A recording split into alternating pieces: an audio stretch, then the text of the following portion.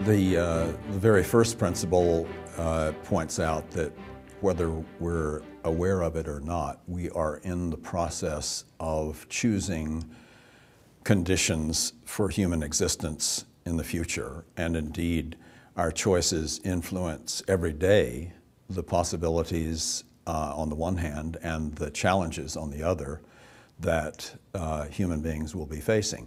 A number of wise observers have pointed out that with climate change, economic turbulence, the availability of nuclear weapons, there are challenges that we're going to be facing in the future.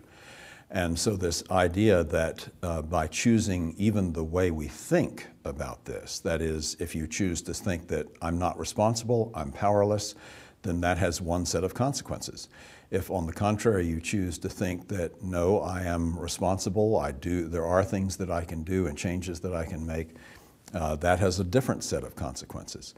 So certainly that is one of the principles. Another is the enormous positive effect of the work of civil society worldwide. So literally hundreds of thousands of organizations that have been put together by people who do have this vision, do have this dynamic and positive view of how things can be, are doing, they're manifesting an adaptive intelligence in terms of meeting these challenges that we are going to have to face over the next 50 years.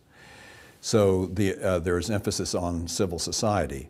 Another point of emphasis in the principles is the necessity of international law and democracy and the interrelationship of these two. That is, it's exactly the lawless behavior of very powerful states that is the major factor, or certainly a major factor, in terms of the dysfunctional state of the global community that we have today. So international law, we must bring our governments into compliance with international law, and that means effective democracy. That is, we have to have a much more activated democracy that is following the definition, the standard definition of democracy, where power is in the hands of the citizens. And if you take that seriously, that means that you and I are responsible for the behavior of our governments. And related to that is that the situation in which we're pointing fingers at someone else, like, oh, it's the president's fault, or for that matter, it's the terrorists, or it's the communists, or whatever. I mean, I've heard all kinds of versions of this.